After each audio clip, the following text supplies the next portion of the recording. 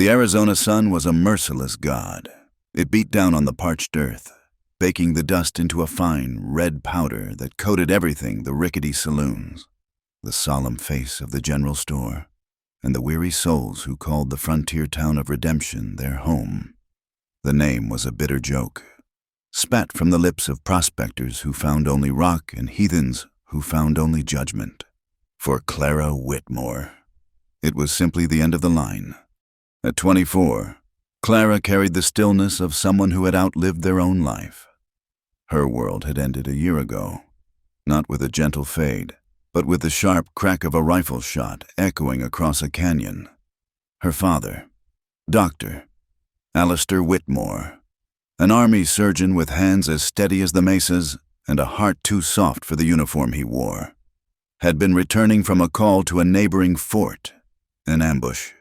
The official report called it a Navajo raid, a word that painted all members of a proud and desperate people with the same bloody brush. Clara knew better. She knew of the scalp hunters, the white men who killed for bounties, their greed cloaked in the righteous banner of expansion. But in a town like Redemption, such truths were whispers, quickly swallowed by the wind. Now, she lived in the husk of their former life, a small, sturdy adobe hut at the edge of town that her father had used as his clinic. It was a place of ghosts. The scent of carbolic acid and dried herbs still clung to the wooden shelves. His medical texts, bound in worn leather, sat in a neat row, their pages filled with his elegant script. He had taught her everything. From the time she was a girl, more interested in sutures than samplers, he had nurtured her talent. She could set a bone, cleanse a wound, and mix a poultice with a skill that rivaled his own. He'd called her his little sawbones, a term of endearment that now felt like a brand. In Redemption, her skills were both a blessing and a curse. The women might call on her in hushed tones for a difficult birth or a child's fever, pressing a few coins or a fresh-baked loaf into her hands with averted eyes. But in public, they saw her as an oddity, a woman meddling in a man's world, the town's new physician, a portly, whiskey-scented man named Dr. Finch regarded her with open disdain, calling her practice kitchen medicine. The men of the town looked at her with a different kind of calculation. A lone woman, a doctor's daughter, an unmarried spinster, she was a puzzle they didn't care to solve, only possess. She kept to herself, her interactions brief and professional, her heart locked away in a place no one could reach. Her days fell into a quiet, lonely rhythm. Mornings were for tending her small garden of hardy herbs and vegetables. Afternoons were for study, poring over her father's books, keeping his knowledge alive within her. Evenings were for silence, watching the sun bleed across the horizon, painting the sky in hues of orange and purple, so beautiful they hurt to look at. It was a life of waiting, though Clara no longer knew what she was waiting for. The day the sky turned yellow began like any other. A dry heat pressed down from a cloudless sky. But by late afternoon, a strange tension had settled over the town. The air grew thick and still, the silence profound. Horses in the livery stamped and whinnied nervously. Then, on the western horizon, a wall of dust appeared, a roiling, monstrous thing that swallowed the landscape. "Sandstorm!" The cry went up from the street, a familiar note of panic and resignation. Doors slammed shut, wooden shutters were hastily barred. The world outside was about to be scoured clean. Clara moved with practiced efficiency, securing the heavy shutter over her one window and wedging a thick rag under the door. The first gusts of wind hit the small house like a physical blow, rattling the frame. The howl began, a low moan that rose to a deafening shriek. Fine, gritty sand, insidious as smoke, began to seep through invisible cracks, coating her tongue and stinging her eyes. She lit a kerosene lamp, its golden glow a fragile bubble against the raging chaos outside. The storm was a living thing, a furious beast clawing at her little sanctuary. Hours passed. The wind's scream was relentless, a sound that frayed the nerves and made the soul feel small and exposed. Clara sat at her small table, a cup of lukewarm tea untouched before her, her father's anatomy textbook open but unread. She was thinking of him, of how he would have sat calmly through such a storm, perhaps humming a tune, his presence a shield against any fear. Now, the only shield she had was the mud brick walls, and they felt perilously thin. It was then, through a momentary lull in the wind's fury, that she heard it. A sound that did not belong to the storm. A thud, heavy and final, just outside her door, followed by a low groan, almost lost in the returning shriek of the wind. Clara froze, her heart hammering against her ribs. It could be anything, a stray animal, a piece of debris torn from a neighboring roof. But the groan, that was human. Her first instinct, born of a year of fear and isolation, was to stay put, to ignore it. Whoever was out there was at the mercy of the storm, and opening her door meant inviting that violence inside. Redemption had taught her that compassion was a liability. But her father's voice echoed in her mind, a gentle but firm rebuke. Asterisk. A physician does not choose his patients. Clara, he answers the call. Her hand trembled as she slid the heavy wooden bar from the door. Bracing herself, she pulled it inward. The storm lunged at her, a solid force of wind and sand that threw her back a step and extinguished her lamp, plunging the room into darkness. The world was a maelstrom of roaring noise and stinging grit. Shielding her eyes with one hand, she peered into the swirling brown chaos.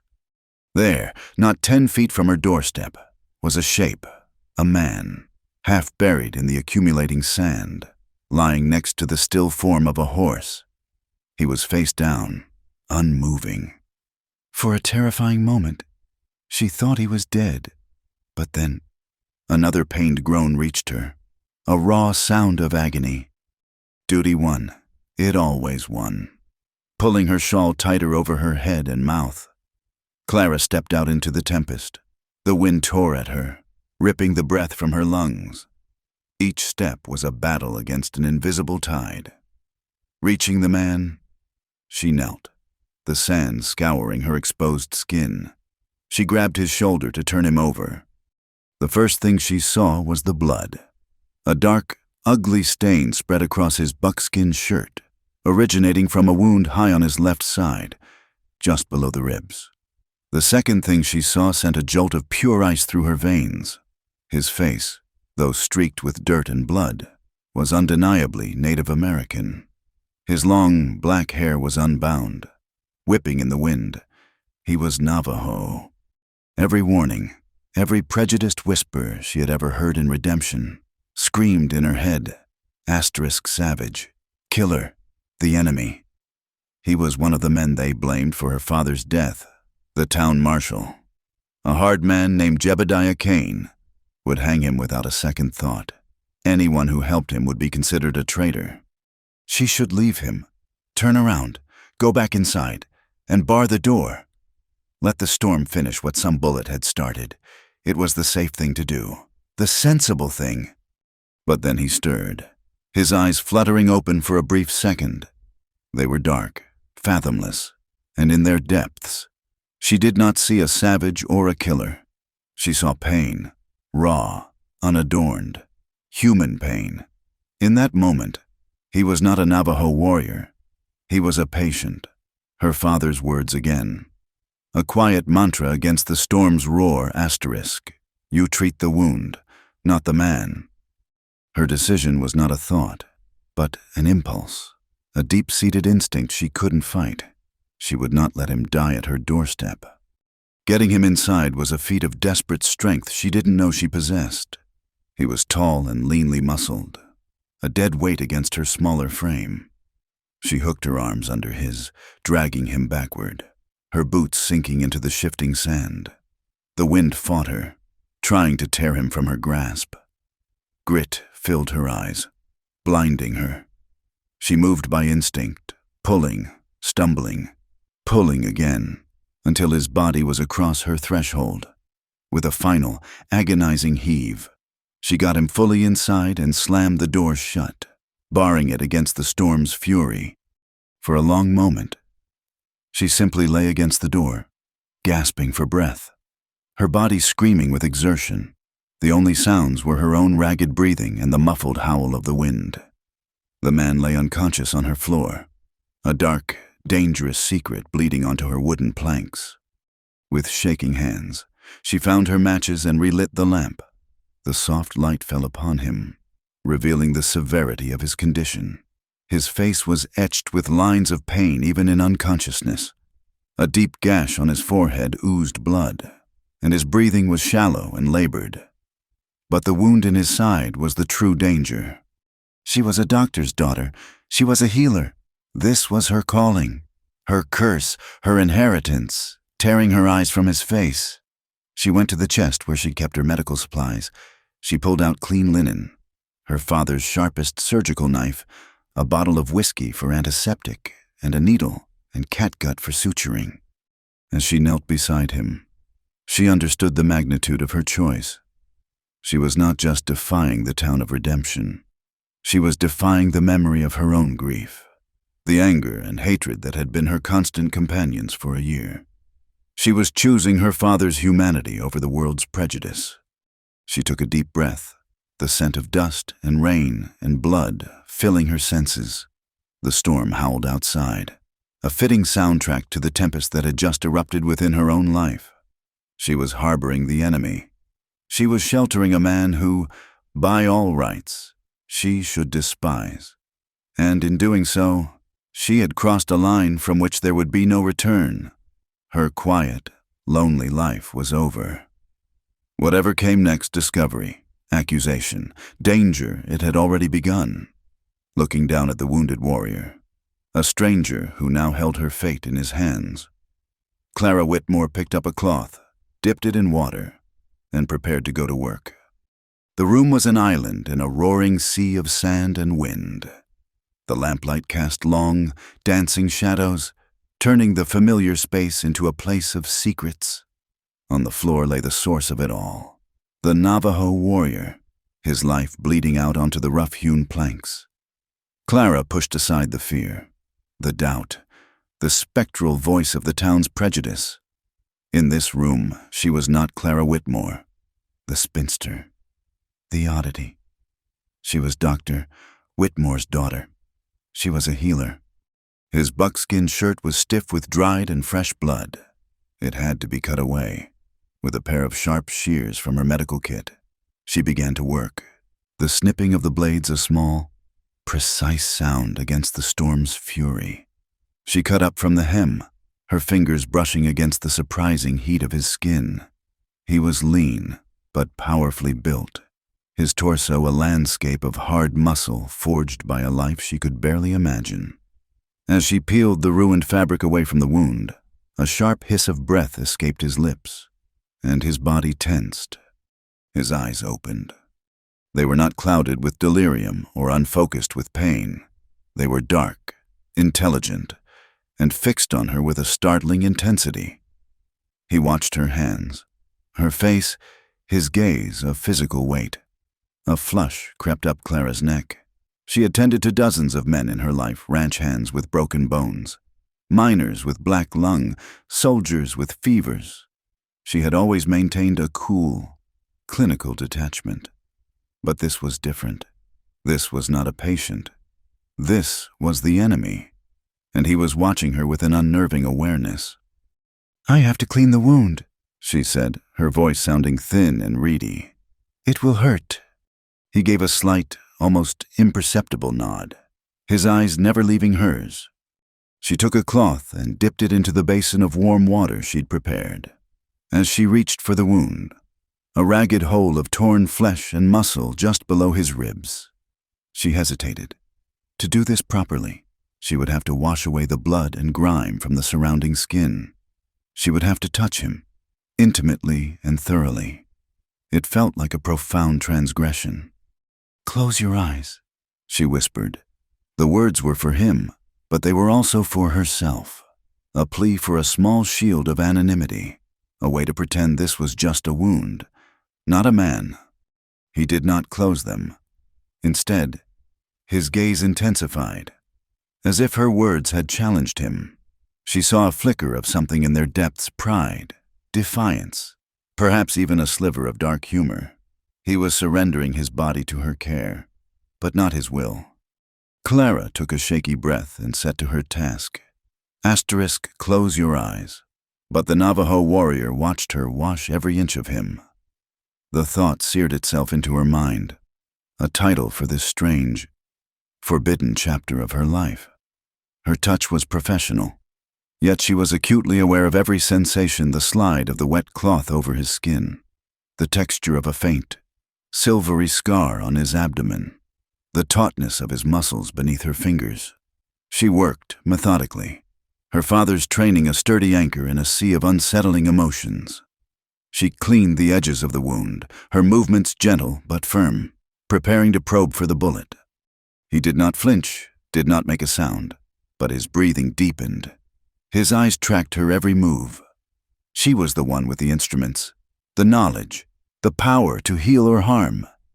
Yet, she felt utterly exposed, laid bare by his silent, unwavering gaze.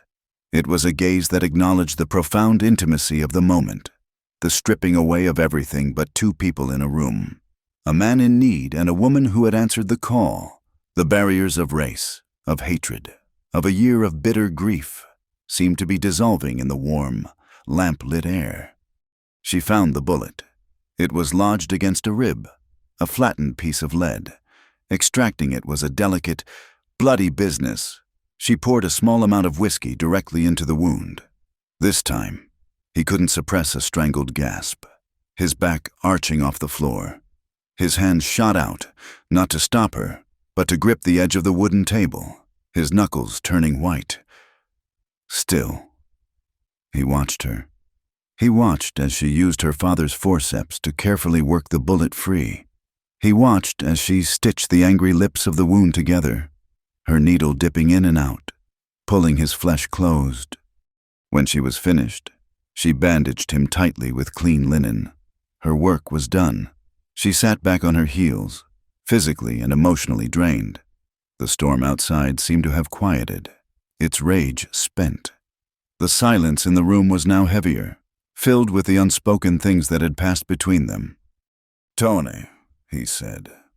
The voice was low and rough from disuse and pain, but clear. It startled her. "What?" He tapped his own chest weakly with his fingers. Tony. It was his name. He was giving her his name. A name was a piece of a soul, a thing of power. It made him real, not just a symbol of her people's enemy. It made her act of saving him personal. "Clara," she replied, her voice barely a whisper. He held her gaze for a moment longer. Then his eyelids, heavy with exhaustion and blood loss, finally drifted shut. Asterisk, asterisk, asterisk. The storm broke with the dawn. Clara awoke stiffly in her chair to a world washed clean and eerily silent. Her first bleary thought was of the man, Tony. He lay on her father's narrow cot, where she had managed to move him in the night. He was breathing evenly, his fever having broken slightly, but his presence filled the small hut, a dangerous and undeniable reality in the pale morning light. Panic, cold and sharp, pierced through her exhaustion. The horse, she had forgotten the horse. Throwing her door open, she looked out onto a landscape transformed. The wind had sculpted the red dust into soft dunes, and there, partially covered by one of them, was the dead pinto. A bullet hole was visible in its neck. An Indian pony, lying dead at her doorstep. It was a beacon, a signpost for all the trouble that was to come. She had to move it, but how? The animal was a dead weight of over 1,000 pounds. It was impossible. Her mind raced. She could try to bury it, but the ground was sun-baked clay under the sand, and she would be seen. Every minute that passed was another minute for discovery. Her frantic thoughts were cut short by the sound of a voice calling out, "Miss Whitmore, you all right in there?" It was Silas, the blacksmith's boy, a lanky youth of 15 with a perpetually curious expression. He was standing 50 yards away, staring directly at the dead horse. Clara's heart leaped into her throat. "I'm fine. Silas," she called back, forcing a calmness into her voice that she did not feel. "Terrible storm." "Yes, ma'am, looks like it claimed this poor fella," he said, gesturing with his head toward the Pinto. "That an Apache pony?" I don't know," Clara stammered. "It must have collapsed here seeking shelter." It was a weak lie, and she knew it. Silas's eyes narrowed for a second, a flicker of suspicion in their youthful depths. But then he shrugged. "Well, I'll tell Marshal Kane. He'll have someone drag it off before it starts to stink." He tipped his hat and ambled on toward town. Clara watched him go, her blood running cold. She had bought a little time, but the clock was now ticking. The marshal would come. Questions would be asked. By midday, the town was buzzing. The story of the dead Indian pony at the spinster doctor's house traveled faster than fire in a dry field. It twisted and grew with each telling. It wasn't just a horse. It was a warrior's horse. There were tracks. People said, a man's tracks, leading right to her door before the storm wiped them away. Why would a lone woman on the edge of town be the one to find it? What was she hiding? The whispers slithered through the general store, coiled in the dusty air of the saloon, and were exchanged over picket fences. Clara Whitmore, the strange one, the one who kept to herself, the one who read books instead of finding a husband. She was different, and in a town like Redemption, different was dangerous. Late that afternoon, as she was forcing some broth between Tone's dry lips, a heavy knock fell on her door. It wasn't the tentative rap of a neighbor. It was the hard, authoritative knock of the law. Her hand trembled, spilling a drop of broth on the cot. She opened the door to find Marshal Jebediah Kane. He was a tall, raw-boned man with a graying mustache and eyes the color of a winter sky. He was not a cruel man by nature, but he was a man who believed in a simple, brutal order. There were white folks, and there were Indians. The line between them was clear and was to be defended with rope and lead. "Afternoon, Miss Whitmore," he said, his eyes sweeping past her to scan the dim interior of her home. "Marshal," she replied, blocking the doorway with her body as best she could. "Heard you had some excitement out here last night," he said, his tone casual, but his gaze missing nothing. "Only the storm. And a dead horse," he added. "A Navajo pony, by the looks of the markings. Strange for one to end up here. We've had reports, rumors of a small band of Navajo seen near the mesas a few days back. The same ones who hit that army patrol a month ago. We think one of them might have been wounded." He paused, letting his words hang in the air. His eyes bored into her, searching for a crack in her composure. "You're a doctor, of a sort. A wounded man, even a Navajo, might seek out a place like this. You haven't seen anyone asking for help." Every fiber of her being screamed. The lie felt like a physical object lodged in her throat. She could feel Toane's presence behind her, a warm, breathing secret that could get them both killed. She thought of her father, of the stories of Navajo brutality, and for a fleeting, cowardly moment, she considered telling the truth, handing him over, saving herself. But then she remembered the look in his eyes as she'd stitched his wound, the shared moment of vulnerability, the quiet dignity with which he'd given her his name. He was not a rumor. He was a man lying wounded on her cot. She met the marshal's gaze, channeling the quiet strength she had inherited from her father. "Marshal, the only living soul I've seen since yesterday is Silas. If a wounded man had come to my door, I would have done my duty, but I can't report what I haven't seen." Marshal Kane held her gaze for a long moment, his expression unreadable. He was weighing her words, her character, the probability of her lie. To him, she was a respectable, if eccentric, white woman, the daughter of a respected army surgeon. It was almost unthinkable that she would harbor an enemy. Almost. "All right, Miss Whitmore," he said finally, though a shadow of doubt remained in his eyes. "But you keep your door barred. If these savages are in the area, a lone woman is a tempting target. Let us know if you see anything out of the ordinary." He tipped his hat and turned away. Clara watched him walk back toward the town, his shotgun resting in the crook of his arm. She closed the door, her knees feeling weak. She had survived the first test, but she knew, with a certainty that chilled her to the bone, that it would not be the last. The rumor was a spark, and Marshal Kane had just fanned the flames. The whole town would be watching her now, and in the cot behind her, the secret she was keeping was just beginning to heal. The days that followed fell into a pattern of tense quiet and whispered words. The world outside Clara's door remained a threat, but inside, it shrank to the dimensions of the small adobe hut. It became a sanctuary, a prison, and a crucible where two worlds, once violently opposed, began to cautiously touch. Tone healed slowly. The fever receded, and the angry red of his wound began to soften into a healing pink. With returning strength came a profound stillness. He would watch her for hours, his dark eyes following her as she ground herbs, kneaded dough, or simply sat reading by the window, her body angled to see anyone approaching from the town. The silence between them was not empty. It was a living thing, filled with questions, assumptions, and a fragile, burgeoning trust.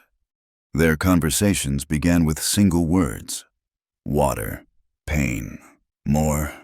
He spoke a broken, functional English learned from traders and soldiers, words stripped to their essential meanings. Clara, in turn, found herself pointing to objects and naming them. An impromptu teacher, spoon, blanket, lamp. He would repeat the word, his tongue navigating the unfamiliar sounds, his gaze serious and intent. Each shared word was a small victory, a single stone laid in the foundation of a bridge between them. One evening, as she was changing his dressing, he spoke a full sentence: "You are not afraid." It was a statement, not a question. Clara paused, her hands hovering over his bandaged ribs. "I am terrified," she confessed, her voice low. "Of the marshal, of the town."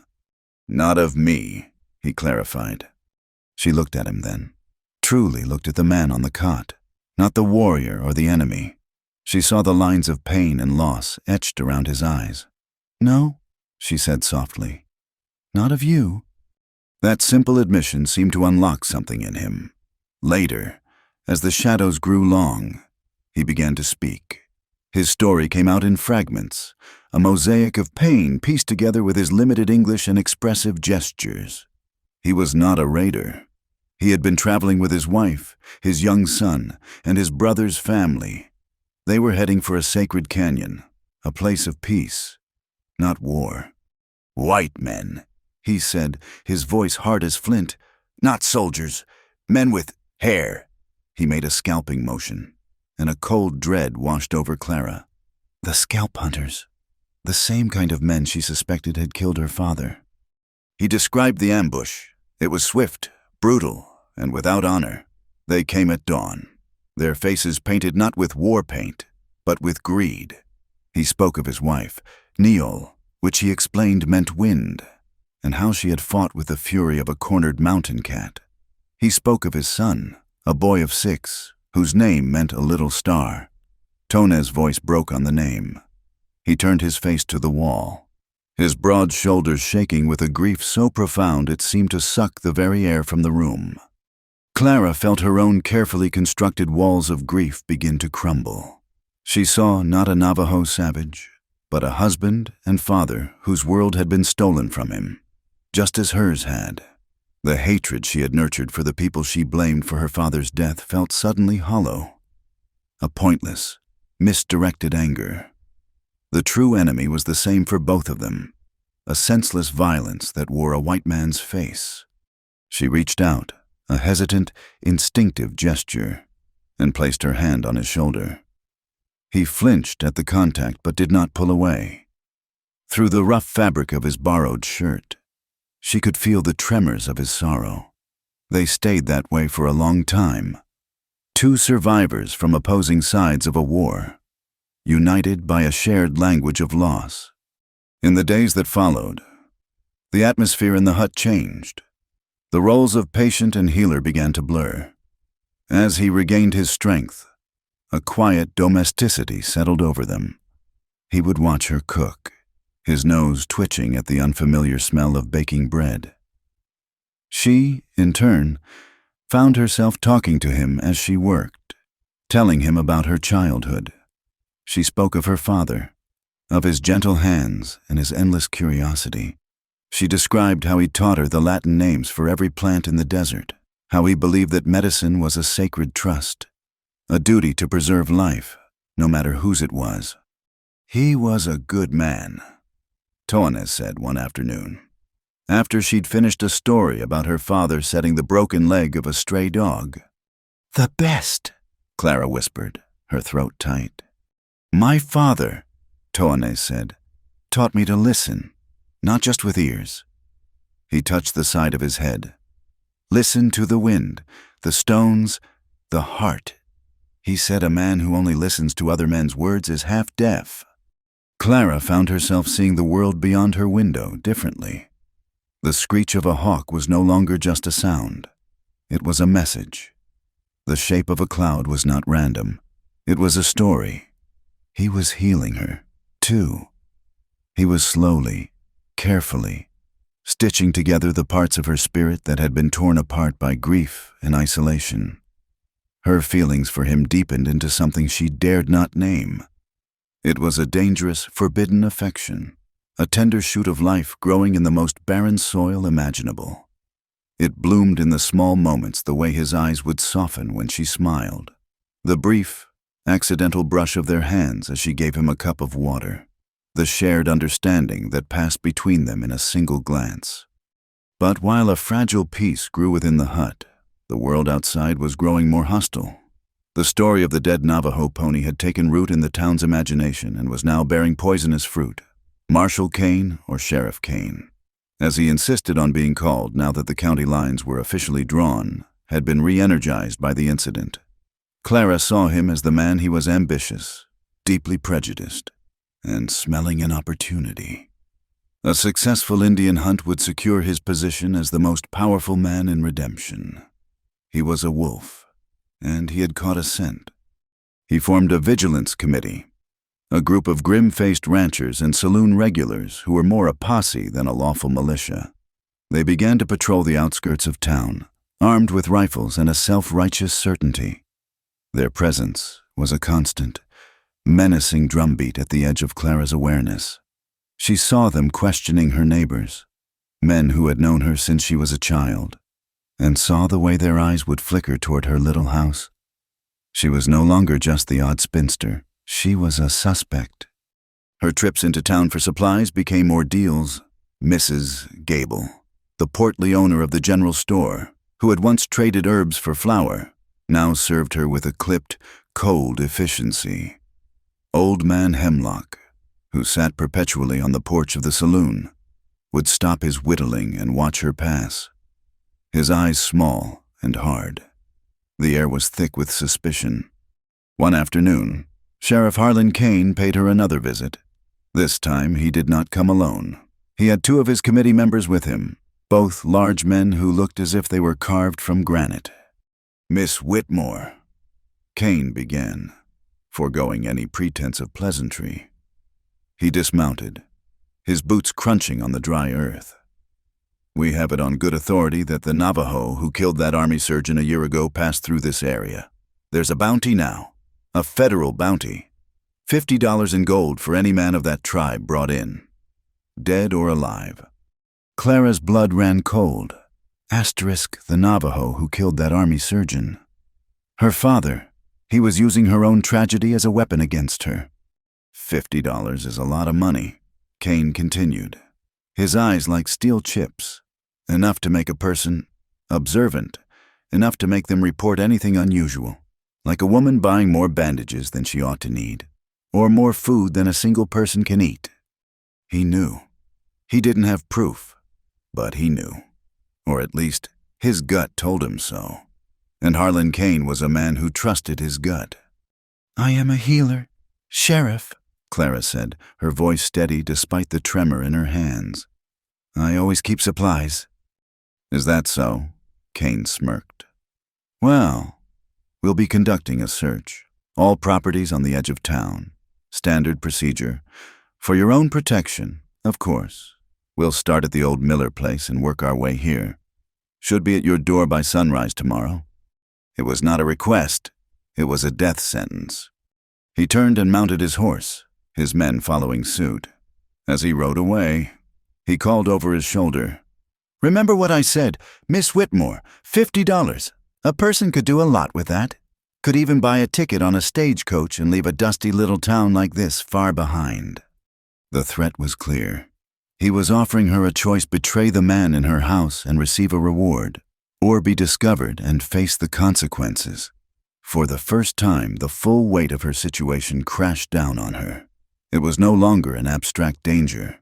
It was Sheriff Kane and his men at her door. It was a rope. It was a bullet. She stumbled back inside, her heart a frantic bird beating against the cage of her ribs. Tone was sitting up on the cot, his jaw set. He had heard everything. I must go, he said, his voice a low rasp. He swung his legs over the side of the cot, testing his weight.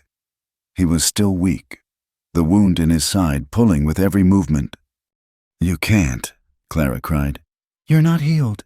You wouldn't make it a mile. To stay is death. For you, too, he said, his eyes meeting hers.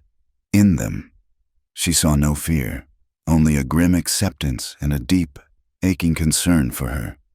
This was it, the choice she had been dreading. Her mind screamed at her to save herself. She could tell him to go. Let him take his chances in the desert. Or, God forgive her. She could walk into town and tell the sheriff where to find him. She could take the money and leave this whole nightmare behind. It was the sensible path, the path to survival.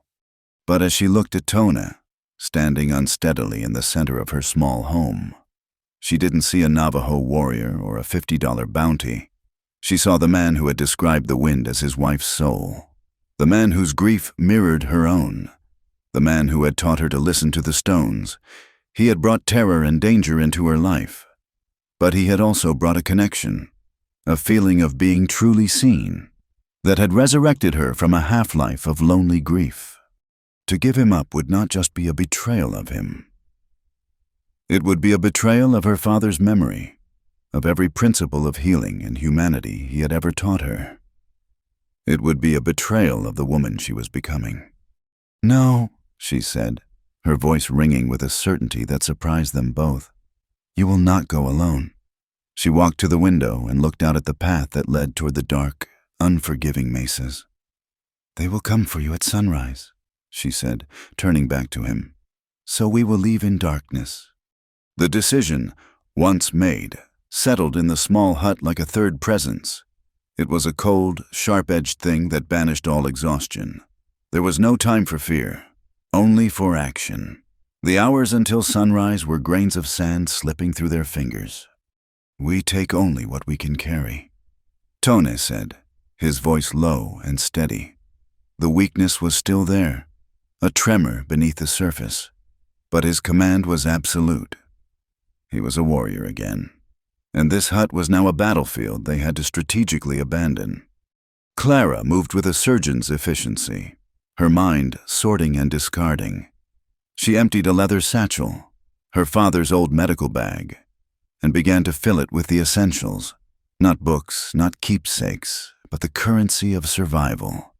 Carbolic acid, linen bandages, her sharpest scalpel, a needle and catgut. She added a small tin of salve for burns and blisters, a packet of dried herbs for fever, life, and the tools to preserve it. Tone watched her, occasionally giving a curt nod or a quiet correction. He directed her to a small sack of jerky she had stored, and to the last of her dried apples. Water, he said, pointing to her canteen. Most important. While she filled it at her small basin, he worked on his moccasins, reinforcing a worn stitch with a piece of sinew he'd asked for. Every movement was deliberate, conserving energy. He taught her as he worked, his voice a low murmur against the night's silence. He showed her how to wrap strips of cloth around her own boots to muffle the sound of her footsteps. He took one of her dark wool blankets and, with a few deft folds and knots, turned it into a compact roll that could be slung over a shoulder. "The desert is cold at night," he stated simply. "Sun is your enemy in the day. Cold is your enemy at night." As they worked, a new kind of intimacy formed between them, forged in the crucible of their shared purpose. There was no white woman or Navajo man, no healer or patient. There were only two people, preparing to pit their combined knowledge against a hostile world. He, the expert in the harsh language of the wilderness. She, the expert in the fragile mechanics of the human body. Each held the other's life in their hands. An hour before the first hint of dawn, they were ready. Tone stood, leaning slightly on a sturdy walking stick he had fashioned from a broom handle. Clara looked around the small hut, a wave of grief washing over her. It was the last piece of her father, the last remnant of her old life. She was leaving it all behind. "There is no time to look back," Tone said gently, seeing the conflict in her eyes. "The past is a ghost. It cannot carry you forward." He was right. She gave a single, sharp nod, slung her satchel over her shoulder, and unbarred the door. They slipped out into the deep, star-dusted darkness. The air was cool and carried the scent of dust and sage.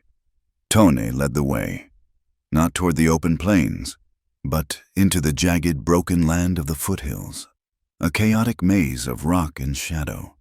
He moved with a painful slowness, his wound a constant, grinding anchor. Yet, he moved with an unerring sense of direction. He taught her to place her feet on solid rock instead of loose gravel, to use the deep shadows of the mesas as their cloak. He showed her how to read the stars, not as distant, romantic lights, but as a map, a compass painted across the heavens. At sunrise, they found a shallow overhang and huddled together, watching the distant town of Redemption begin to stir in her mind's eye. Clara saw it all unfold, Sheriff Kane and his men arriving at her empty hut, the kicked-open door, the cold cot, the fury on the sheriff's face as he realized he'd been defied. Then, the discovery of their tracks, leading not into the open, but toward the unforgiving wilderness he commanded. The hunt was on. The next 2 days were a blur of torment and endurance. The sun was a hammer, beating down on them, stealing their moisture and their strength. Tone's wound, aggravated by the constant movement, began to fester. His fever returned, and there were times when Clara had to physically support him, her arm around his waist, his heat searing through her clothes. During these moments, their roles reversed entirely. She was the strong one, whispering encouragement, drawing on a reservoir of will she never knew she possessed. He, in turn, kept them alive. He found a hidden seep of water, a muddy patch of earth that Clara would have walked past without a glance. He showed her how to dig and line the hole with stones, waiting for the precious, murky water to collect. He identified a plant with a fleshy root that could be chewed for moisture. He taught her to listen to the wind, not for messages of the spirit, but for the practical signs of changing weather. His world was one of signs and portents, a text she was slowly, painfully learning to read. On the evening of the 3rd day, when Clara thought she could not take another step, he found it, a narrow slit in a rock face, almost invisible, hidden by a fall of scree and a gnarled juniper tree. It was the entrance to a small cave. Inside, it was cool and dark, and blessedly, there was the sound of dripping water. A tiny spring trickled from the rock wall, collecting in a clear, stone-carved basin. It was a miracle. It was a haven. They drank deeply, the cold, clean water a shock to their parched bodies. Then Clara set about tending to Tone, in the dim light filtering through the entrance. She unwrapped his bandage. The wound was inflamed, the stitches pulling angrily at the skin. She cleaned it as best she could with their dwindling supply of carbolic acid and water, her touch as gentle as she could manage. He sat stoically, his back against the cool stone, his eyes closed, though she knew he was not sleeping. I am sorry, Clara, he said, his voice thick with fever. I have brought this upon you. We brought it on each other, she replied softly, securing a fresh bandage around his ribs. I made a choice to help you. You made a choice to trust me. We walked this path together. She finished her work and slumped down beside him, the exhaustion of the past days crashing over her in a tidal wave. They sat in silence, the only sound the steady, meditative drip, drip, drip of the spring. Here, in this hidden womb of the earth, the world of Sheriff Kane and his posse felt a universe away. There was only the stone, the water, and the shared warmth of their bodies. He reached out and took her hand. His was hot and dry, but his grip was firm.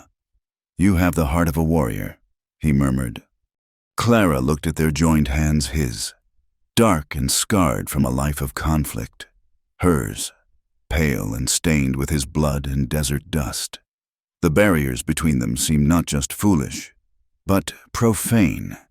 In this moment of shared desperation, they were simply a man and a woman, stripped of their histories, bound by a profound and perilous connection. She leaned her head against his shoulder, her energy spent. He did not stiffen, but seemed to soften, accepting her weight. His arm came around her, pulling her close. The gesture was not one of passion, but of pure, desperate comfort, a mutual offering of solace in a world that offered none. But as they held each other in the gathering dark, something shifted. The comfort deepened into awareness, the shared warmth into a different kind of heat. Clara could feel the steady beat of his heart against her cheek, a rhythm that seemed to sync with her own. She lifted her head, and her eyes met his. The hunger she saw there was not just for food or water. It was a hunger for life, for connection, for a moment of grace in the face of annihilation. And she knew he saw the same need reflected in her own eyes.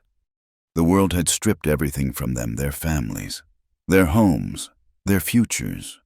All they had left was this moment, this cave, this fragile, incandescent spark between them. It was a moment born of pain and intensity, of shared grief and the fierce, primal will to live. Clara leaned in, and the space between them vanished. The first touch of their lips was tentative, tasting of dust and water and sorrow. Then it deepened, becoming a desperate, searching kiss that spoke of all the words they couldn't say. It was a rebellion against the hatred that hunted them, an affirmation of life in the jaws of death. They came together not in a gentle union, but in a quiet, desperate collision. It was an act of profound intimacy, both fierce and tender, a clinging to the one solid thing in a world that had crumbled around them, in the cool, dark sanctuary of the cave, with the steady drip of the spring as their only witness. Clara Whitmore, the doctor's daughter from Redemption, and Tone, the Navajo warrior, found a fleeting, heartbreaking peace in each other's arms, their bodies creating a warmth that held the cold, lonely desert at bay. When they left the cave before the next dawn, something had irrevocably changed. The bond between them had been forged in blood and hardship, and now it had been sealed by an intimacy more powerful than any spoken vow. They were no longer fleeing from the past. They were running toward a future they would have to create together, one footprint at a time, with the sheriff's posse a dark shadow stretching ever longer behind them.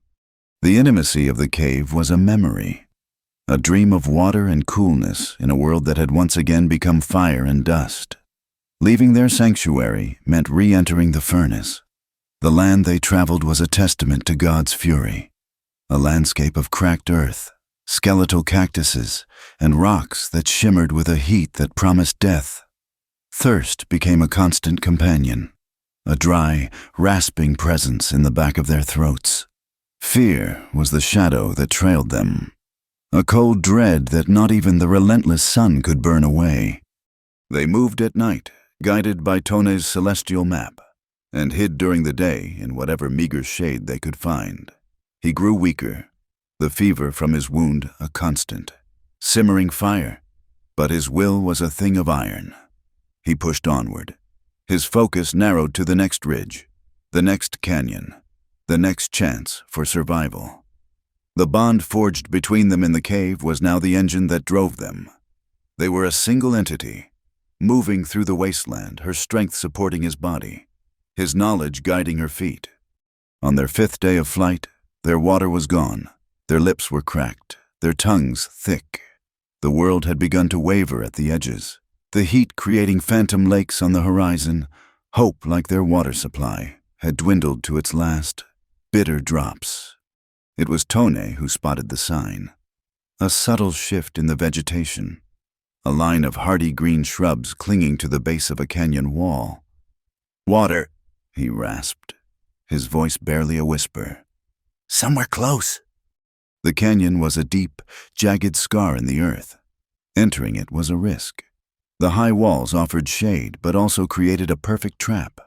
For a moment, they hesitated at its mouth, the instinct for self-preservation warring with their desperate thirst. But the thirst won. It always did. They descended into the cool shadows, their feet stumbling on loose rock.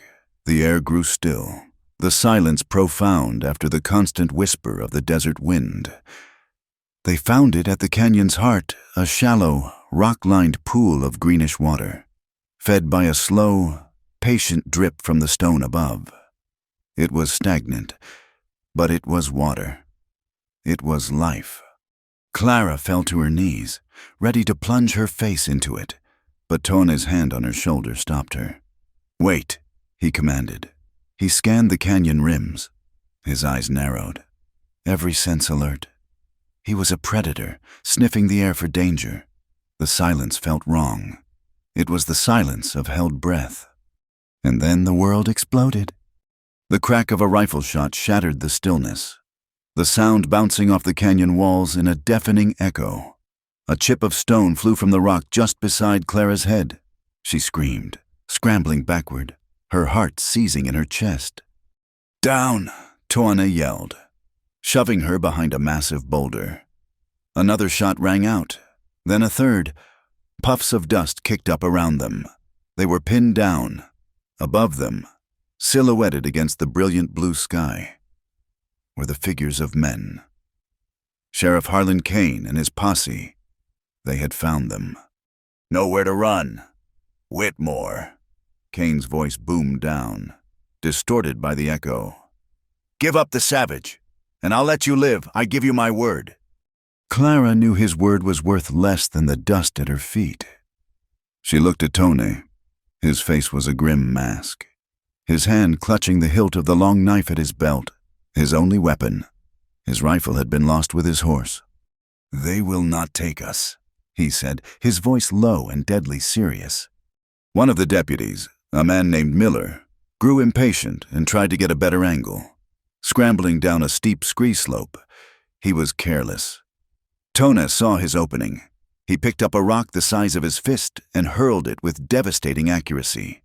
It struck Miller high on the chest, and the man tumbled backward with a cry, his rifle clattering down the slope. The distraction was all Toane needed.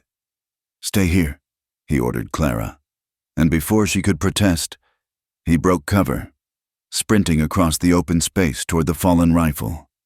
It was a suicidal run. A volley of shots erupted from the rim, the bullets screaming past him. He ducked and weaved, a phantom of speed and desperation. He was almost there when a bullet caught him in the thigh.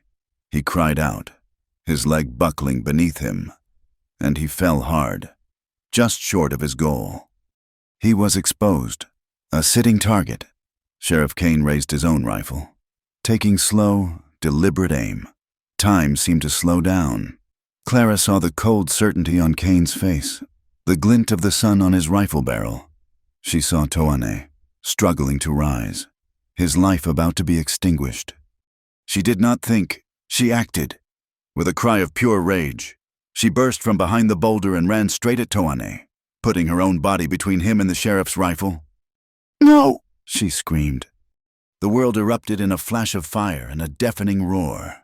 An immense force struck her in the shoulder, spinning her around and throwing her to the ground. A searing, white-hot pain shot through her. She lay in the dust, stunned, the metallic taste of blood and fear in her mouth. She had been hit. Her desperate, reckless act had saved him. Her sudden appearance had made Kane flinch, his shot going wide, the bullet only grazing her shoulder instead of finding its intended mark in Tone's chest. But the momentary distraction was all the warrior needed. With a roar that was more animal than human, Tone surged to his feet, ignoring the fire in his leg. He lunged the final few feet, snatched up the fallen deputy's rifle, and rolled behind a cluster of rocks in a single, fluid motion. He now had a weapon. The fight was now on his terms. What followed was a terrifying, lethal battle. Tone, now hidden in the rocks at the canyon floor, was in his element. He was a ghost, firing a single, well-aimed shot before melting away to a new position. The posse, exposed on the rim above, was at a disadvantage. One of them screamed as a bullet ricocheted and struck him. Another decided he wasn't being paid enough to die in this godforsaken canyon and scrambled away, disappearing over the rim. Soon, only Sheriff Kane was left. He was a proud, hateful man, and his fury at being defied by a woman and bested by a Navajo drove him past reason. He abandoned the high ground, sliding down the scree slope, his pistol drawn, determined to finish this face-to-face. Clara watched, helpless, from where she lay. Her shoulder was on fire, and a warm stickiness was spreading down her arm. But her pain was nothing compared to the terror that gripped her as she saw Kane stalking toward Tone's position. The rifle fell silent. It was out of ammunition. Kane laughed, a harsh, ugly sound. "Now it's just you and me, savage!" he snarled, kicking rocks aside as he advanced. Toane emerged from the shadows. He held his long knife in one hand, in the other, a heavy, jagged rock. He was limping badly, his face pale with pain and blood loss, but his eyes burned with a cold, unquenchable fire. The final battle was a thing of primitive, brutal violence. It was not a duel of honor. It was a desperate struggle for existence. Kane fired his pistol, but Tone threw himself sideways, the bullet whining past his ear. He threw the rock as he moved, catching Kane in the side of the head. The sheriff staggered, his hat flying off, a dark line of blood appearing at his temple. Dazed but not down, Kane lunged, swinging the heavy barrel of his pistol like a club. Tone ducked under the blow and drove his knife into the sheriff's thigh. Kane roared in pain and fury, grabbing Tone's wrist, forcing the knife away. They fell to the ground together, a tangle of limbs, grunts, and curses. Clara could only watch in horror. It was a chaotic, bloody dance. They rolled in the dust, each man straining for dominance. Kane had size and brute strength. Tone had speed and a lifetime of fighting for his life. The sheriff managed to pin Tone, his thick hands closing around the warrior's throat. Tone's face began to darken, his legs kicking uselessly. "I told you I'd see you hang." Kane grunted, spittle flying from his lips. He squeezed harder, his face a mask of triumphant hatred. Clara screamed, trying to push herself up, but her body wouldn't obey. This was it. It was over. But Kane, in his moment of victory, made a fatal error. His grip on Tone's knife hand had loosened, with the last of his strength, fueled by the image of Clara lying wounded in the dust. Tone twisted his wrist and drove the tip of the blade upward, into the soft flesh under the sheriff's arm. Kane's eyes went wide with shock. A choked, gurgling sound escaped his throat. His hands fell away from Tone's neck. He stared down at the knife hilt protruding from his side as if in disbelief. Then he looked at Tone, his hateful eyes glazing over with the finality of death. He collapsed sideways, a dead weight, and lay still. The canyon fell into a ringing silence, broken only by Tone's ragged, desperate gasps for air. He had won. He had survived. He rolled away from the sheriff's body and tried to push himself up, but his strength failed him. The adrenaline that had sustained him drained away, leaving only an ocean of pain. His leg was a mess of blood and torn muscle. The wound in his side, the one Clara had so carefully stitched, had been ripped open in the struggle. He collapsed onto the dusty floor of the canyon. A second, grievously wounded man lying only feet from the first. Clara finally found her strength, crying his name. She crawled, then stumbled, to his side.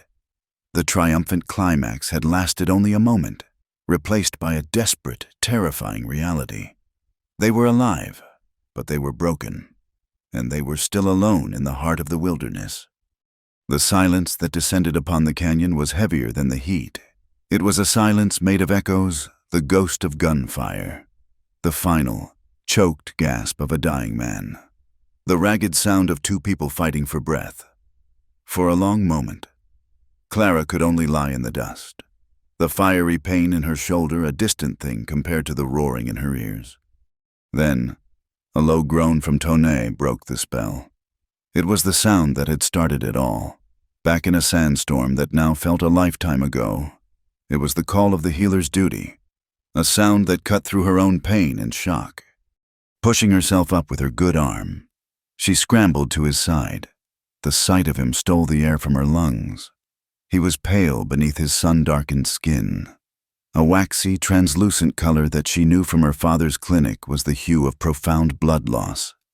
The bullet wound in his thigh was a dark, pulsing wellspring. Worse, the violent struggle had torn open her careful stitches, and the old wound in his side was bleeding freely again. He was dying, here, in the dust, at the feet of the man he had killed.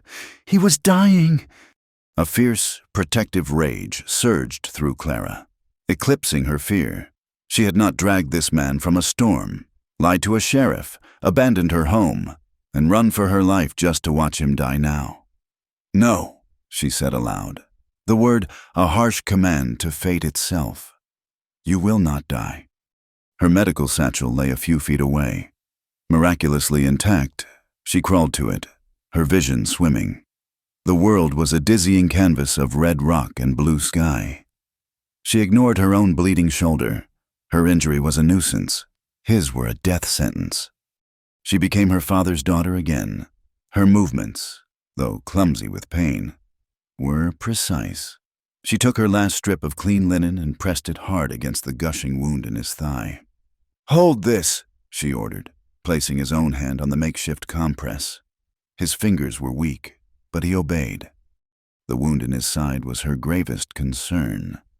It was a deep, complex injury she had barely managed to close in the relative calm of her hut.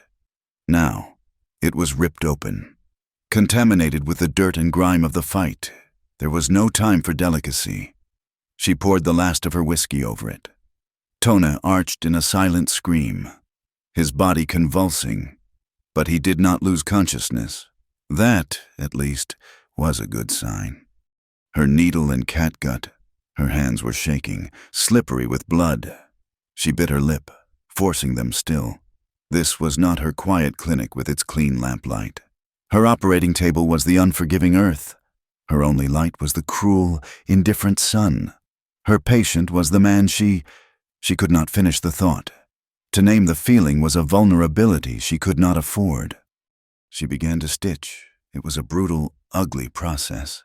She pulled the torn flesh together, pushing the needle through skin and muscle, her own pain a dull throb in the background of her intense concentration. She was no longer Clara Whitmore.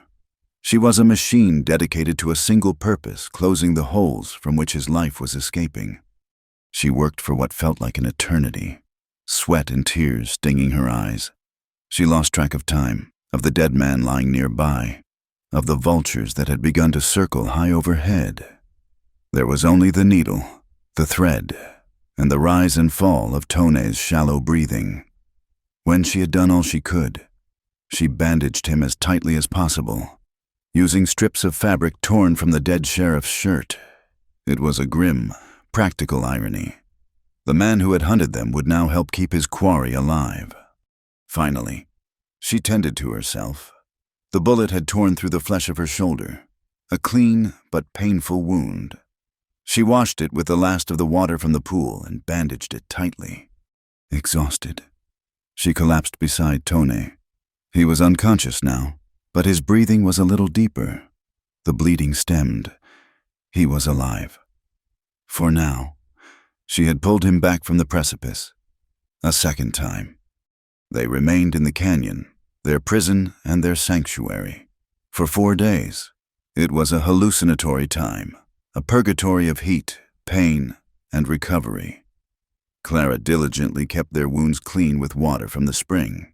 She scavenged what she could from the bodies of Kane and his deputy, a rifle with a full ammunition belt, 2 pistols, a sturdy knife, 2 canteens, and a small pouch of coins. The grim harvest felt like a violation, but she knew it was their only chance. On the second day, she used the recovered rifle to shoot a desert hare, her first time ever firing a gun. She cooked the meat over a small, smokeless fire Tone H. had taught her how to build, and forced the broth between his lips. He woke on the 3rd day, lucid and aware. He looked at her, then at the body of the sheriff, which she had dragged to the far side of the canyon. He looked at his own neatly bandaged wounds. "You saved me," he said. His voice was weak, but the words were clear. "We saved each other," she corrected him. A long silence settled between them, filled with the weight of all that had happened. The violence, the intimacy, the shared flight. They were no longer the same people who had met in the storm. The desert had burned away their old lives, leaving them scarred, altered, and irrevocably bound together. "What now, Clara?" he asked, his eyes searching hers. The question hung in the still air. She looked north, in the direction of redemption. The word home was a bitter ash in her mouth. "I can't go back," she said. "They would call me a traitor, an accomplice to the killing of a lawman. There would be a trial, but the verdict was decided the moment I ran. They would hang me." Tone looked south, toward the lands of his own people. The Dain. A profound sadness filled his eyes. "I cannot go back either," he said. "I have killed a sheriff. They will not stop hunting me. If I return to my people, I bring the blue coats with me. I bring soldiers and death. I would be a curse upon my own family." There it was, the truth, stark and undeniable. They were exiles, ghosts, people without a place. She could not return to the white world, and he could not return to the Navajo world. They were adrift in the vast, unforgiving land between. They sat with that devastating realization, the weight of their shared homelessness pressing down on them. They had won the battle, but in doing so, they had lost everything they had ever known. On the 4th day, as Tone sat propped against a rock, Clara saw a flicker of something in his eyes, not despair, but the faint, stubborn glint of a plan. "There is a place," he said slowly, as if testing the memory. "I heard of it, many seasons ago, from a Ute man I traded with. He called it Tres Cruces." 3 crosses, Clara translated. "Yes, it is not a town, not a fort. It is a place for those who have no place." He described it as a hidden settlement, nestled deep in the borderlands where the territories of the Americans, the Mexicans, and the free tribes bled into one another. It was a refuge for the dispossessed Mexicans who had been driven from their lands, Apache who had refused the reservations, white men who had run from the law. It was a community of outcasts, held together by a single, Unspoken rule: leave the past behind and ask no questions. It may be nothing. Tone H. warned. A ghost story. Or it may have been wiped out years ago. It's a chance, Clara said, latching onto the sliver of hope. It's more than we have now. They found a horse belonging to the posse, still grazing placidly at the canyon's mouth. The journey to Tres Cruces was a slow, painful pilgrimage. Clara rode, while Tona, still too weak for a saddle, walked beside her, leaning on the horse for support. They traveled for a week, navigating through a landscape of towering mesas and sun-bleached plains, following the vague directions of Tona's memory. Finally, they saw it, tucked into a wide, fertile valley. Protected on three sides by sheer rock walls, was a small collection of adobe buildings and rough-looking jackals. A thin plume of smoke rose from a chimney, the only sign of life. It looked hard-bitten and weary, but it was there. It was real. As they approached, a door opened, and a woman emerged. She was old, her face a beautiful, creased map of a long and difficult life. She held a shotgun in the crook of her arm, her dark eyes missing nothing. "State your business," she said, her English heavily accented with Spanish. Clara slid from the horse, her heart pounding. "We need a place to rest," she said. "We mean no harm. He is injured. I am a healer." The old woman's eyes flickered from Clara's pale, determined face to Tona's grim, exhausted one. She took in their ragged clothes, the fresh bandages, the haunted look in their eyes. She had seen countless people like them before. She was one of them herself. Her gaze lingered on Clara's satchel. "A healer?" she asked, a note of interest in her voice. "Our last one died of fever 2 winters ago." Just then, a small child ran out from another doorway, coughing, a dry, racking sound. The old woman's face softened with concern. Clara didn't hesitate. She went to her satchel, pulled out her small packet of horehound and mullein, and knelt by the child. She spoke in a soft, soothing voice, showing the child how to chew the leaves to soothe his throat. The old woman watched, her expression unreadable. She looked at Tona, who stood silently, a silent, watchful guardian. She saw not a savage, but a man protecting his own. After a long moment, she rested her shotgun against the wall. "My name is Elena," she said. "The boy is my grandson." She gestured toward a small, empty adobe hut at the edge of the settlement. "You can stay there, for now. We have little to share, but you are welcome to what we have." Clara felt a wave of relief so powerful it almost buckled her knees. She looked at Tona, and he gave her a small, weary nod. It was not redemption. It was not his family's Hogan. It was a dusty, forgotten corner of the world, filled with broken people. But for the first time in a very long time, it felt like a beginning. It felt like they might have found a home. The seasons turned in Tres Cruces, marked not by a calendar, but by the angle of the sun and the character of the wind. Summer's brutal heat softened into the crisp, clear air of autumn. The small, hidden valley became a world unto itself, a pocket of existence where the laws of the outside world held no sway. Here a person was judged not by the color of their skin or the god they prayed to, but by the strength of their hands and the truth in their eyes. Life settled into a rhythm that was both demanding and deeply peaceful. Clara, with her medical knowledge, became the heart of the community. She was no longer an oddity. She was asterisk la curandera asterisk, the healer. She delivered babies, set the broken bones of a careless vaquero, and mixed poultices for fevers, receiving payment in corn, venison, or a bolt of precious cloth. Her hands, once soft and suited for turning the pages of a book, grew calloused and capable. She found a purpose here that redemption, with its rigid judgments, would have never allowed her.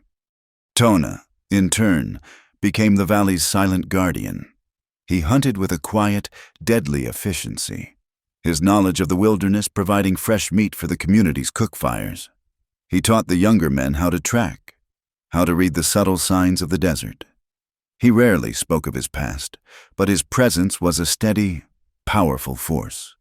The trauma he carried was a shadow within him. But here, in the sun and the work, it seemed to recede. He began to smile again. Small, rare smiles that were reserved only for Clara and felt more precious than gold. Their small adobe hut became a home. He patched the leaking roof with mud and straw. She planted a small garden of herbs and hardy chilies by the door. In the evenings, they would sit together, the silence comfortable, their hands often finding each other in the twilight. They were two broken pieces of different worlds that, against all odds, had found a way to fit together, creating something new and whole. It was in the early winter, when the nights grew long and cold, that Clara first felt the change within herself. A morning sickness that she initially dismissed as a lingering fever, a profound weariness that settled deep in her bones. As a healer, she knew the signs intimately. As a woman, she was terrified. She was pregnant. The realization brought a dizzying, chaotic storm of emotions. There was a surge of fierce, primal joy, a feeling so intense it almost brought her to her knees. A child, a new life, conceived not in hatred or violence, but in a moment of desperate, clinging love. A child that was a part of her and a part of him, a living symbol of their impossible union. But on the heels of that joy came a wave of ice-cold fear. What right did she have to bring a child into this life, a life on the run, a life in the shadows? This child would be an outcast from birth, belonging to neither the white world nor the Navajo. It would be a target, a half-breed, a creature of two worlds, at home in none. The anxiety was a physical weight, pressing down on her chest, stealing her breath. She waited a week, the secret a heavy stone in her heart, before she told him. They were sitting outside their hut one evening, watching the last of the sun's fire fade from the mesa tops. "Tone," she began, her voice trembling slightly. "I have something to tell you." He turned to her, his dark eyes instantly alert to the tremor in her voice. He waited, his patience a tangible thing. "I am with child," she said, the words coming out in a rush. He did not move. He did not speak. He simply looked at her, his expression unreadable. For a terrifying moment, she thought he would be angry, that he would see it as a burden, another complication in their precarious existence. She saw the ghost of his first family, of his lost son, and wondered if this news was a pain too great to bear. Then, slowly, he reached out and placed his hand on her belly. His touch was incredibly gentle, reverent. When she looked at his face, she saw that the stone-like mask had crumbled. Tears were tracing clean paths through the dust on his cheeks. "Niall, my wife," he said, his voice thick with emotion. She said a child is a bridge, from the ancestors of the past to the spirits of the future. It is the reason we walk the earth. He looked from her belly to her eyes, and his own were filled with a light she had never seen before. "It is a blessing," he whispered. "You have given me back the world." In that moment, Clara's fear did not vanish, but it was dwarfed by a love so fierce and protective it felt like a shield. They would face the world together, for this child. It was Elena, the old matriarch, who suggested the wedding. "A child should be born under a blessed roof," she said, her eyes kind. "It does not matter which blessing. God, the spirits, they are all just names for the same great mystery." And so, they were married on a clear, cold day under the vast desert sky. The entire community of Tres Cruces gathered, their family of outcasts. It was a ceremony of their own making, a tapestry woven from the threads of their two lives. An old man named Ricardo, who had once been a priest in Mexico before a scandal sent him fleeing north, read a simple blessing from a tattered Bible. Then, Tony, his voice strong and clear, performed the Navajo rites. He took a handful of sacred corn pollen and touched it to Clara's forehead, her lips, and her heart, blessing her journey. They shared a bowl of blue corn mush, a symbol of the life they would now build together, their hands touching on the rim. They exchanged no rings, only a solemn, silent vow in the gaze they held. They were bound not by a law or a church, but by shared blood, shared hope, and a shared future. Months passed. Clara's belly swelled. A fragile, hard-won peace settled over them, but they both knew the outside world had not forgotten them. The arrival of the new lawman was quiet, unassuming. He was not like Cain. He rode into the valley alone, on a tired-looking horse. He was an older man, with a weary face and eyes that had seen too much. He introduced himself as U.S. Marshal Emmett Brody. He was there, he said, investigating the disappearance of Sheriff Harlan Kane and his posse. Panic, cold and familiar, seized Clara, but Toana stood calmly before their home, his hand resting on her shoulder, a silent message of strength. Marshal Brody was methodical. He spoke to Elena first, then to Ricardo. He had a way of asking questions that was not threatening, but deeply perceptive. By the time he approached Clara and Tone, it was clear he already knew, or suspected, most of the truth. "Ma'am," he said, tipping his hat to Clara, "folks in Redemption say you disappeared the same night Sheriff Kane went looking for a renegade Navajo, a healer.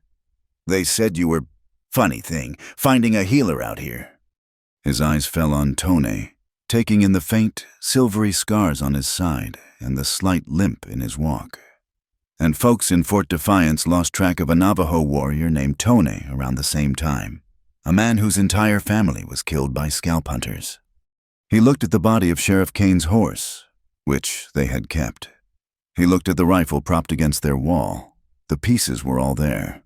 "He killed a lawman," Brody stated, his voice flat, without judgment. "And you helped him. The law on that is clear." Clara's hand went instinctively to her swollen belly. This was it. The past had finally caught up to them. Toana stepped forward slightly, positioning himself between Brody and Clara.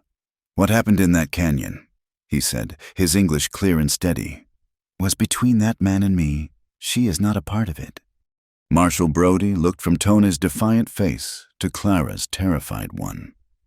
He saw her condition. His gaze softened, just for a moment, and a deep weariness seemed to settle over him.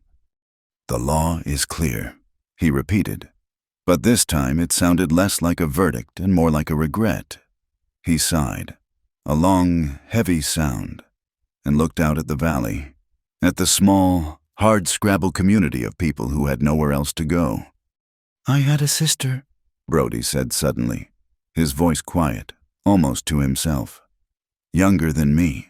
Smartest person I ever knew. She fell in love with a coal miner from Pennsylvania. Our father, he was a banker. He forbade it, said the man was beneath her, dirt under his fingernails." He shook his head slowly. "So, she ran off with him. We never heard from her again. My father, he died with his heart full of pride and his house empty of love. Sometimes, the law, and what folks think is right, it just breaks things, breaks them so they can't ever be fixed." He looked back at them, and in his eyes, Clara saw not an executioner, but a man haunted by his own ghosts. He saw a pregnant woman, a protective husband, a life that was about to begin. He saw the chance for a different ending to an old, sad story. He turned his horse around.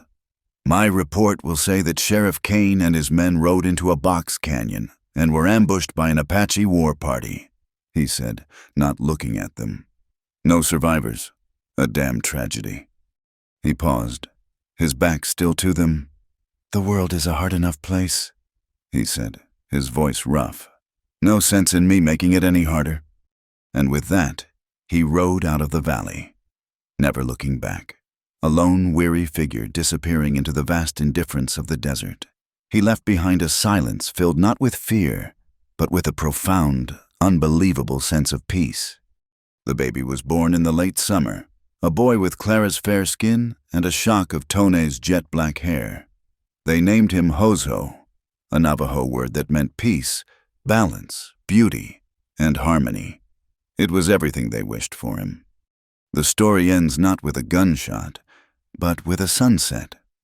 Clara and Tona sit on a bench outside their home. The day's work done. The sky is a riot of orange, pink, and purple.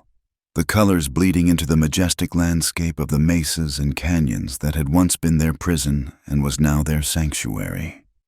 In Clara's arms, the baby sleeps, his small chest rising and falling in the gentle rhythm of a life just beginning. Tone's arm is around her, a solid, comforting weight. They don't speak. They don't need to. They watch the last of the light fade, the first stars beginning to prick the deep velvet of the sky. Here, in this forgotten valley, two outcasts, a healer and a warrior, have found their place. They have built a home, not of adobe and wood, but of a love that was strong enough to survive the fire. And in the quiet peace of the coming night, they hold the future in their arms. The sun sets and the sky bleeds. This is the first and last truth of the desert. It is a land of harsh endings and beautiful, violent goodbyes. For Clara and Tone, sitting on the bench before their small home in Tres Cruces, it is also a promise, the end of one day, the promise of another. In the cradle of Clara's arms, their son, Hozo, breathes the cool evening air, a small, warm anchor in the vastness of the world. His existence is a testament to a story that began in the crucible of a sandstorm, a story not of conquest or gold, but of the stubborn, resilient territory of the human heart. Their story, in its essence, is a defiance of the lines drawn in the sand. In the world they fled, life was a map of divisions.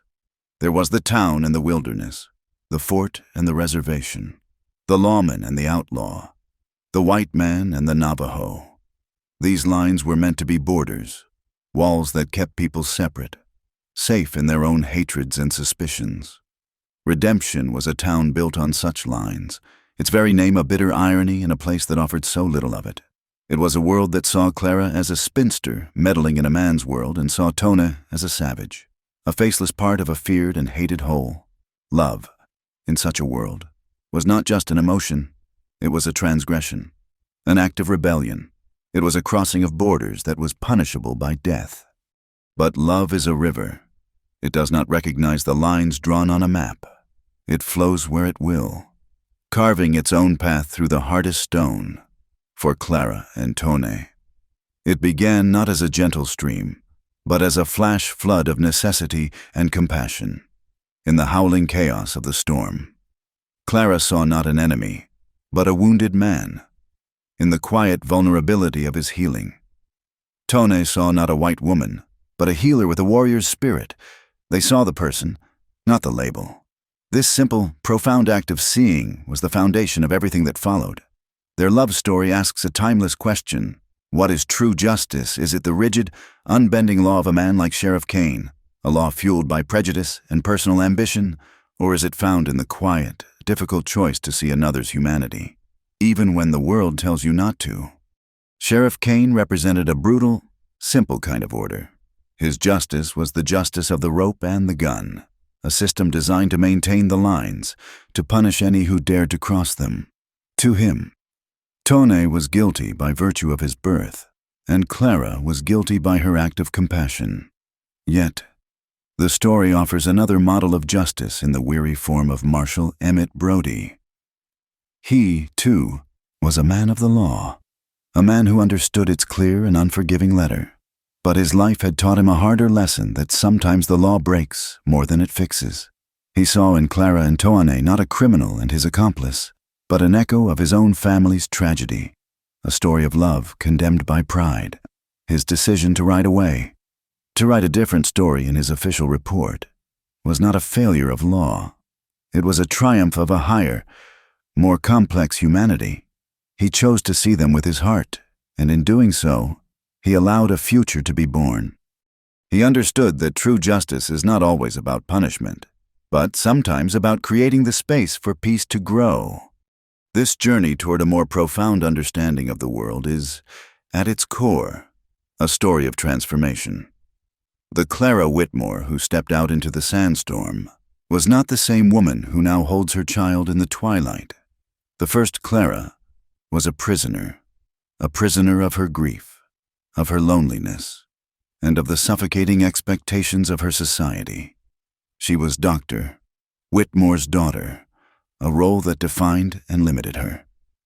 Her skills were a secret, her heart was a fortress. The desert, the flight, the fight. These things were a crucible that burned away the woman she was supposed to be and forged the woman she truly was.